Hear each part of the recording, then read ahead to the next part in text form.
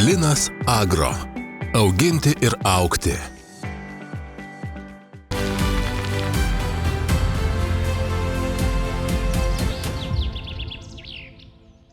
Lietuvos ūkių žemė išmintinga. Jie apdovanoja tuos, kurie ją puoselėja. Už kiekvieno derliaus slypi ne tik žemė, bet ir žmogus su savo istorija. Laida Žemės žmonės kviečia susipažinti su ūkininkais, kurių istorijos netilptų net pačiuose didžiausiuose laukuose. Nuo gilių šeimos tradicijų iki pačių netikėčiausių pomėgių. Kalbame apie iššūkius ir apie problemų sprendimus, apie visą tai, kas kuria pačius didžiausius ir tvirčiausius ūkius.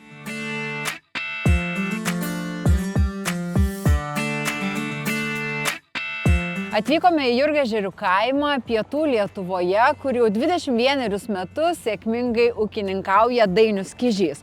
Kažkada jo greitos kojos jam pelnė medalius, na o dabar sportininko įgūdžiai persikėlė ir į laukus, ir į miškus. Dainiau, jūsų istorija apima ir sportą, ir ūkininkavimą, ir medžioklę. Ar visada šios trys sritys ėjo kartu su jumis, kuri pati pirma atsirado gyvenime? Tai, kaip sakyti, visos negalėjau eiti kartu, nes medžioklė, tai prasidėjo vėliau. Pradžia mano, kaip sakyti, ūkininkavimo, ne ūkininkavimo, to potraukio į ūkį, tai prasidėjo nuo pačios vaikystės. Patiko technika, tėvai dirbo akmeninio kolūkį, tai ir mane nusiveždavo tėtis dirbtos mechaninės. Tai ir vasarom tenai dirbdavo, kaip sakyti, ir užmokėdavo, oficialiai įdarbindavo. Ir su vairuotojais, ir su traktoristais važinėdavau.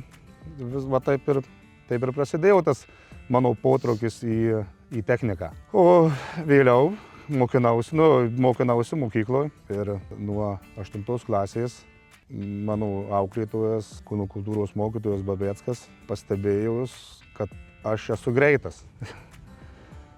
Tai siūlė ten į varžybas rajono važiuoti, nes kada mes čia iš kaimo buvo tik tai rajono mokyklos, tai kaip sakydavo, ai čia, kas čia iš kaimo, koks čia tas vaikas, bus čia visi kiti, tais laikais tai buvo. Ir... Bet atrodo kaip tik kaime, laukai, keliai, bėgt gali, kur nori. Taip, ir pirmą kartą nusivežė mane į Mariamplę ten į varžybas ir Mariamplės rajone atbėgau antras. Ir nuo to mano karjera 95 metais, tai buvo nuo to laiko mano karjera ir prasidėjo. Kitais metais jau mane kviečia važiuoti į Kauną. Bėgti jau ne už mokyklą, o už Mariamplės rajoną. Ir kaip nuvažiavau į Kauną į tais zoninės varžybas, pirmas tenai. O tuo metu buvo ir rajonų sporto mokykla, ir miesto sporto mokykla. Tai po to finišo atėjo kažkoks treneris pas mane ir sako, iš kur tu esi? Sakau, aš iš Akmenynų. Nes Akmenynų mokyklų mokiausi. Ir sako, aš esu Mariamplės sporto mokyklos treneris, Vladas Komisaraitis. Tai sako, gal norėtai pas mane ateiti sportuoti? Tai sakau, nežinau, kaip reikia su tėvais pasitart, taip, tai paskambinau tėvam, tėvai kaip ir sutiko. Tai ūkis lydėdavo visą laiką paralelėje, o kada jau priėmėte sprendimą, kad vis tik daugiau savęs atiduosite būtent ūkiniai veiklai? 2005 metais baigiau Kūno kultūros akademiją. Jau tuo metu buvau pradėjęs dirbti apsaugoje Kaune. Pasiūlė man grįžti į mokyklą Kūno kultūros mokytojų ten, kur aš 9 klases baigiau. Nes tuo metu ne 10 klasių buvo, bet 9. Ir man kada pasiūlė grįžti, bet mane vis tiek kažkaip traukė į kaimą iš to miesto. Ir aš tėvam sakau, gal pradedam daugiau ūkininkauti, nes tuo metu jie taip, ne tai, kad ūkininkavo, bet užsiėmimą turėjau tik tai. Gerą, tai sakau, gal padedam, tai čia kažkaip sunku pradėti. Tai sakau, man nereiks pinigų duoti, jum nereiks man duoti pinigų, aš jau užsidirbsiu, aš jau galėsiu jum padėti. Ir taip tas ūkis pradėjau nuo 2005 metų. Bet o jeigu, pavyzdžiui, dar sugrįžtumėte į tą vaikystę, kai vaikas būdamas sukdavotės ūkyje, kas patikdavo labiausiai? Ką, nežinau, gal mėgdavo daryti, kur tėvai sakydavo, tik tai jau ten kojos nekišk, bet kadangi smalsus buvot, nežinau, kas labiausiai patikdavo, pavyzdžiui, vaikystėje tam ūkį besisukant? Nu tai va, jūs gerai paminėjot, man visada aš buvau vikrus labai. Kur negalima, tai aš tikrai tenai eisiu. tikrai tenai būsiu. O šiaip tai prie technikos kažkaip man su traktorium pavažiuoti, tai senais tais laikais, nu tai rusiškai buvo traktorio technika, dabar šiuolaikiniai tai jinai moderni. Bet nesvarbu, tie svarbu duoda padirbti, ką nors laukuose, jau viskas gerai. O tai gerai, tai 21 metai ūkyje yra tikrai labai daug ir kas yra svarbiausia vystant ūkį? Rizika yra labai didelis toks, kaip sakyt, dalykas, nes už tai, kad labai kainos pas mus nėra pastovios, tai rizikuoji. Aš manyčiau, visur gyvenime, kur jeigu kažką nori daryti, rizikuoti reikia. Nes jei nerizikuosi, tai, nu, sunku bus. Turi kitas net per save persilipti, kad tikrai tau reikėtų. O šiaip su technologijom visom reikia vytis. Nes jei technologijos nesivysi, tai ir netobulėsi. O jūs mane pataisykite, jeigu klystu, bet žinau, kad pietų Lietuvoje, bent jau šitam regione, žemė tokių specifinių iššūkių kelia, ar ne, ūkininkaujant? Taip, labai yra nevienodas reljefas. Daleiskim, čia pavažiuosiu apie 10 km į vakarus. Ten būna sniego, ilgiau lietaus, rūkai, kalnuota, akmenuota. Pavažiuosiu į rytus. Čia va dabar, kur mūsų teritorija praktiškai, kur dabar esam, tai durpiai. Durpiai, smėliai, nušąla javai. Pernai labai daug nuostolių turėjom, kur daleiskim link Vilkaviškių, ten šakių jau yra kitokia, jau ten geresnė žemė, produktyvesnė. Tai toks va, praktiškai 15-20 km spindulių labai skiriasi žemės struktūra sudėtis.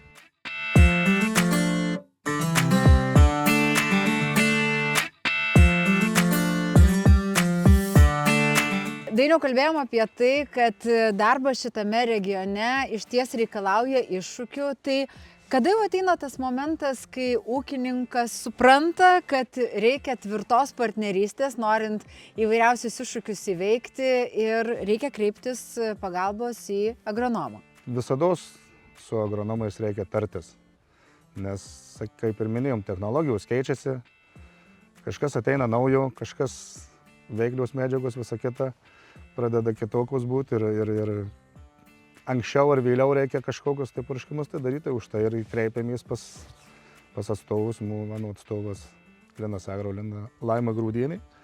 Mes labai bendraujam, pasitarėm. Man pasako taip, aš kitas ir paprieštarau, gal taip darysim, bet bendrą mintį visada randamės. O darbas su agronomu tai yra dažniau bandymas išvengti kažkokių problemų ar tų problemų sprendimas? Tai visai būna ir sprendimas, ir išvengimas. Yra du tokie, kaip sakyti, žiūrint, kur kaip kas vyksta. Gerai, jeigu žiūrėtumėm šiek tiek atgal, kiek metų jau vyksta jūsų partnerystė ir atsimenat tą pirmą skambutį? Nuo ko prasidėjo jūsų draugystė visa? Virš 10 metų tikrai bendraujam, kaip jinai prieš ją buvo kita agronomė, irgi bendravom. Ir atėjo Laima ir su Laima pradėjom bendrauti. Tai kas yra labai svarbu būtent siekti, jeigu siekiate tos tokios tikrai geros, tvirtos partnerystės, kas yra svarbiausia? Laiku ir kokybiškai viską padaryti su dabartinė technika. O tada ir viską lemia, ir derlius, ir kokybė derlius. O per visus tos metus, kiek jau bendradarbiaujate kartu, yra įsiminęs kažkoks įvykis, kai, nežinau, tikrai rimtą problemą reikėjo spręsti čia ir dabar? Na kažkas, nežinau, kokia nors tikrai, viena istorija tikrai turėtų būti tokia, kurią visą laiką atsimenat, kai pagalvojat apie šitą bendradarbiavimą. Tikrai buvo čia vienais metais rapsas. Vėliau, kai buvau pasėtas jisai, taip išėjau, taip gavosi, kaip sakyti, ir pavasarį mes žiūrim į tą rapsą ir jau nėra beveik. Prastas labai. Ką čia daryti, suliekšiuot, apart, kažką atsėt. Bet pasitarėm, gerai kokybiškai padarėm technologiją, su tręšimais, su purškimais ir 3 tonas viršaus tais metais rapsų kūlio vidurkį. Tai tikrai labai gerai, kur buvom visiškai nusivylę, kad tikrai nieko nebus. Tai va, tai toks yra pavyzdys, bet čia kiekvienais metais mes turim pavyzdžių.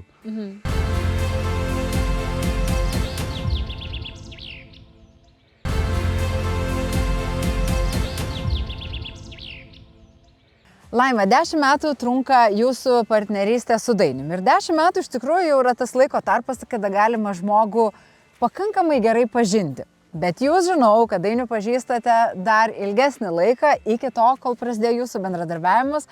Tai jau dabar man tiesiai šviesiai ir šaukit. Koks ūkininkas yra Dainius? Ar jis yra tas, kuris labai daug klausia, ar jis yra tas, kuris nuolat tikrina darbą, ar viskas gerai yra atliekama, ar tiesiog, nežinau, aklai pasitiki tuo, ką jūs patarėt? Tai Dainius, sakyčiau, aišku, pasitikintis pirmą, nes tikrai pasitikė jisai manim ir dažnai, kaip sakyt, sulaukiu jo klausimų, daug skambučių.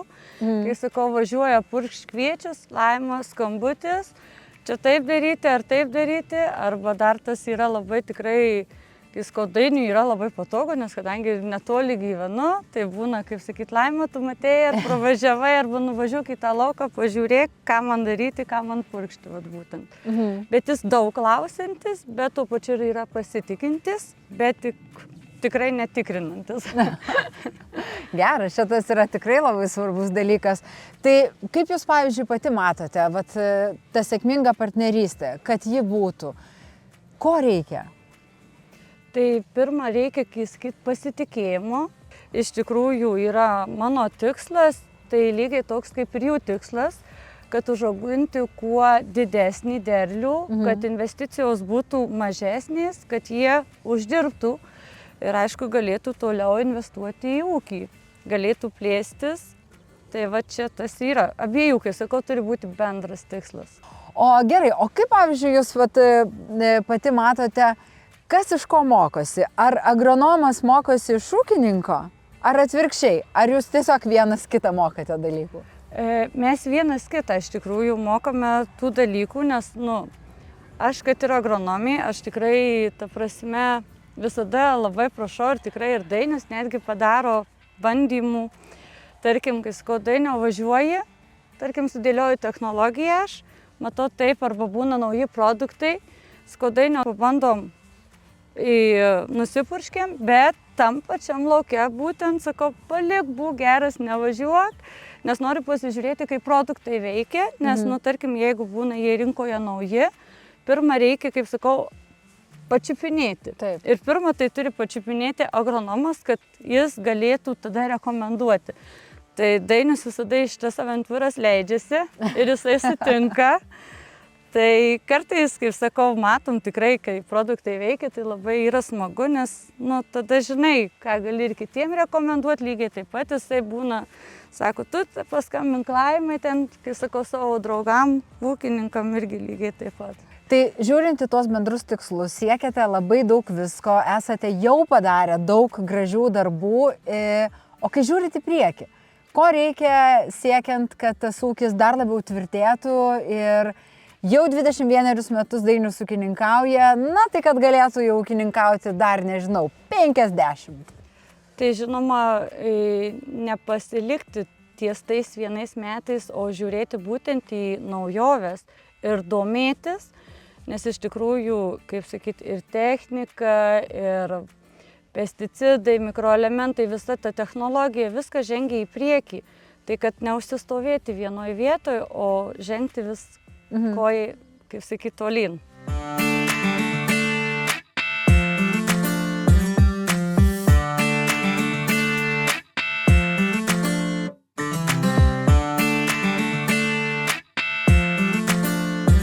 Dainiau, jau kalbėjome apie tai, kad šalia ūkinės veiklos labai svarbi ir sportinė veikla jūsų gyvenime. O tik kiek reikėjo išmėginti sporto šakų, kad jau suprastumėt, kad būtent bėgimas yra jūsų ta sporto šaka?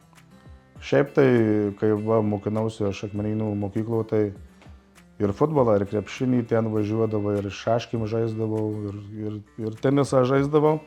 Bet taip profesionaliai, kad kažką pradėti ir baigti, tai manau, tik tai vienintelį sporto šaka nebuvo atletika, buvo ir vidutiniai nuotoliai. O buvo kažkada minčių tokių, kad gyventumėte gyvenimą, kur pagrindinė jūsų veikla būtų būtent sportas? Aš žinau, kad kaip sportuoji tenai, tai yra labai labai sunkus darbas ir kažkaip nebuvo niekada pagalvota, kad kažkur kažką tai dirbsiu. Čia va tuo momentu sportavau ir tik tai sportas. Sportas ir mokslai, viskas daugiau ten. Nu, yra atskiras gyvenimas, kaip aš sakau, sportininkų profesionalių.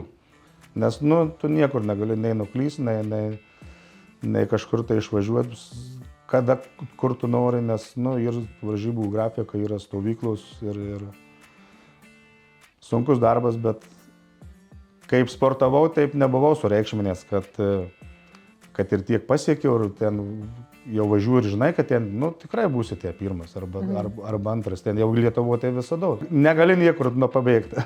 Tai šiaip ir žiūrint, kad ir sporte, ir ūkyje lygiai taip pat būtent tas darbas yra juodas. Galbūt žmonės iš šono žiūri ir galvoja, o, nu tai ką, čia bėga greitai ir viskas, nu, bet ir nubėga arba išeina, pasivaikšto po laukus, čia sėklelę pasėja ir jau turi pilnus laukus. Iš tikrųjų ir vienur, ir kitur to darbo reikia daug ir didelio ir, pavyzdžiui, tas būtent sporte išmoktos pamokos ar padeda jums ūkininkaujant? Nežinau, disciplina, užsispyrimas galbūt?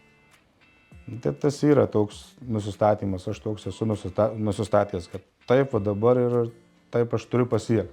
Nu ir ūkį taip ateina, kad čia man tos, daleiskim, to traktoriaus reikia tokio ir aš jį turiu įsigyti. Nu ir užsispiriu ir... Bet net ir šiaip ūkyje, kaip bėgime, atrodo, kad kartais reikia žiūrėti į priekį, kaip į ilgą kažkokį bėgimą, ar ne? O kartais reikia to tokio greitai, čia ir dabar, tokį sprintuką kaip nuvėti. O tai yra, kaip sakyti, sportai yra sprintas, vidutiniai ir ilgi nuotoliai. Tai pas mane buvo vidutiniai nuotoliai, tai tokių kaip bėgė, dar gali ir sužaist, kaip sakyti, tą žaidimą tokį, kad gal greičiau dabar finišą gali įčiau arba atvirkščiai, o ūkį, nu, taip nepadarysi. Reikia nuosekliai viską daryti. Tai va, irgi ten, nu, nepagreitysi, greičiau tu nepasėsi, ar ten nenupurkši greičiau, nu, yra toks greitis nustatytas, nu, ir tu negali perlipti per save. O pavyzdžiui, žiūrėdamas į savo sportinius pasiekimus, kaip jūs galvojate, ar tai yra didžiaja dalimi jūsų, nežinau, treniruočių nuolatinių rezultatas, didelio įdėto darbo, ar tiesiog pas jūs galbūt kraujyje yra tas noras judėti ir sportuoti? Aišku, kažkiek tai tikrai yra, ne kažkiek, gal dauguma yra kraujyje, nes iki kokius 20 metų, kaip man 20 metų buvo, tai talentas buvo. Nes išvažiuodavau į varžybas, Marijampolėje, kaip čia sportavom, nebuvau nei maniežo žiemą, tik tai 5 vidurinį šitais koridoriais bėgioja. O kur buvo Kaunas, Vilnius, ten kiti turi su takeliais, su viskuo. Tai nuvažiuoja ir vėl pirmas, sako, nu tai kiti treneriai ten, nu, baikum, sako, iš kur tą gyvulį, vadai gavęs, kad jis visus, sako, ima. Dabar ir mano va, krikštų sūnus irgi eina į sportą ir turbūt, kad turi gal kraujo to, kaip sakyti, vis tiek sesers vaikas. Irgi va, krepšinį žaidžia ir laimėjau dabar sekmadienį M14 Lietuvos čempionai tapo, kaip irgi iš Kalvarijos, iš tokio nedidelio miestelio. Ir Vilnius, ir Kaunas, nu, ir kitus, kur turi geras bazės ir daugiau pasirinkimo vaikų. Ir lyderis komandos. Tai ir kažkas matoma iš šeimos, iš kažkur tai.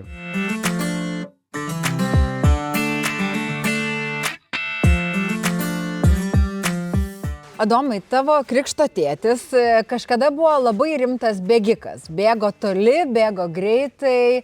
Ar žaidžiant krepšinį tave irgi stipriai ir greitai tos kojas neša? Nu, tikrai taip, reikia ir bėgti į greitas atakas, mesti metimus. Manau, tikrai jaučiasi. O kaip tu manai, kas tau labiausiai padeda iš to, ką tu paveldėjai iš savo krikšto tėčio, kas tavo kraujyje jau yra? Gal tikriausia disciplina ir motyvacija, kitus paskatinti, kaip irgi žaidžiam, tai tikriausia taip. Visai neseniai laimėjai turnyrą, o jeigu pagalvoji apie ateitį, kokia tavo svajonė susijusi būtent su krepšiniu? Tai svajonė žaisti kažkur, arba Eurolygoje, NKL kažkur patekti ir žaisti toliau.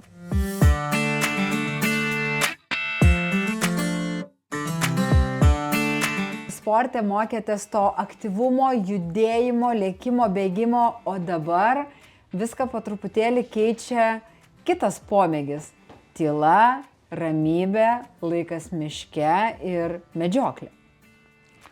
Taip, medžiotojas tapau nuo 2009 metų. Kaip laikiausi tą bilietą, tai taip net neturėjau tos, kaip sakyti, tokių, kad ten būsiu azartiškas medžiotojas.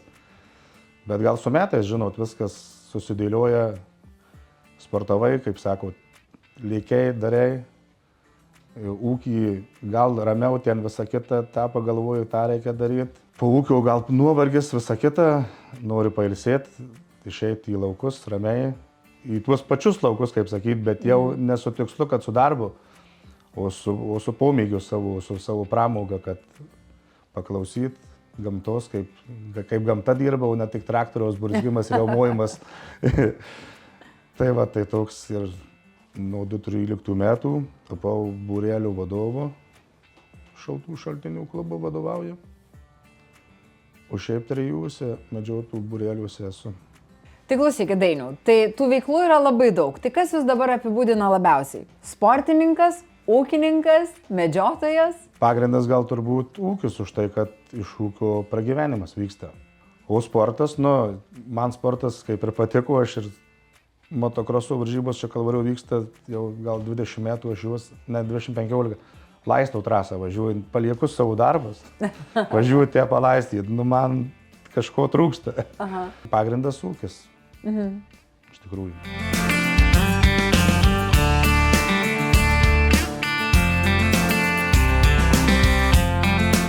Dainiau, pats stovite šalia traktoriaus, kuris buvo pirmasis jūsų traktorius. Ir tai yra toks visada priminimas apie tai, nuo kogi prasidėjo istorija.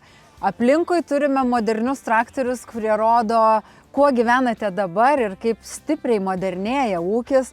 O jeigu žvelgtumėm į ateitį, kaip matote, kokia yra jūsų ūkio ateitis? Nežinau, galbūt apie kažką labai svajojate, pavyzdžiui, ateityje. Svajonė tai, kad būtų sveikatos. Jau jeigu bus sveikatos, tai norų, kadangi yra, tai reikia, sakiau, kaip ir pirmai pasikartos, tobulėti su technologijom, nes jos didėja. Tiek technikos našumai, tiek visa kita.